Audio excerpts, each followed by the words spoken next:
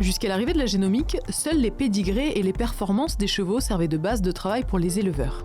Mais aujourd'hui, une information biologique vient compléter leur expérience, en tout cas pour la race du trotteur français. On a travaillé dans le projet Génotro, alors qui a été financé par l'Institut français du cheval et de l'équitation et réalisé en collaboration avec l'INRAE et le trot, donc la société mère des courses de trot, pour essayer d'améliorer notre connaissance du génome des trotteurs de façon à pouvoir avoir des étalons et des poulinières qui sont meilleurs pour produire des chevaux de course de trot. Cette étude a été à l'initiative et de l'IFCE et de l'ETRO pour essayer de détecter quelles sont les zones du génome qui peuvent être impliquées dans la performance en course au trot. Une étude d'envergure des génomes des chevaux visant à pointer des régions chromosomiques où sont localisés un ou plusieurs gènes ayant une influence sur les allures et les performances en course, comme par exemple le gène DMRT3.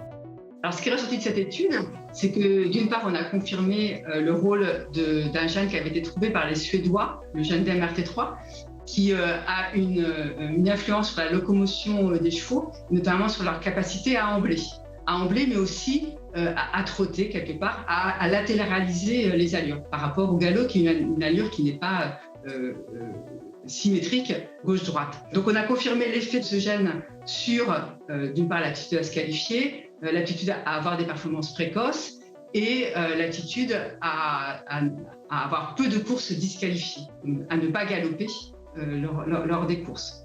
Donc on a confirmé le rôle de ce gène et on a surtout trouvé d'autres endroits du génome qui sont en relation avec la performance et qui peuvent aider à la sélection du trotteur français aujourd'hui. Chercher la présence d'une mutation de ce type de gène permet donc aujourd'hui aux éleveurs de déterminer plus finement les croisements à établir pour compenser ou accentuer la caractéristique particulière d'un étalon ou d'une jument. Pour un éleveur aujourd'hui, pour pouvoir avoir accès à ces informations-là, il faut faire génotyper le cheval. Et ce qui est intéressant, c'est que les techniques de génotypage ont évolué dans le temps.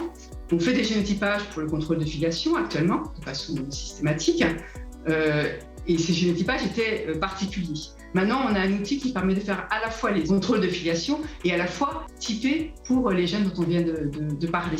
Donc en fait, avec cet outil qui fait à la fois les contrôles de filiation et à la fois qui permet de typer pour l'ensemble des gènes qui peuvent être responsables de la performance en course, on aura accès pour l'ensemble de la population trotteur, pour ceux qui veulent faire les génotypes, à ces informations-là. Donc ce qu'il faut, c'est passer le saut technologique et avoir cet outil pour l'ensemble de la population, ce qui n'est pas encore le cas en routine, disons, aujourd'hui. Pour l'heure, pas besoin de prise de sang particulière puisque les définitions de génome peuvent être couplées aux tests de filiation. Reste juste à envoyer les échantillons au bon laboratoire et à profiter de l'avancée de la science pour augmenter ses chances de faire naître un bon poulain.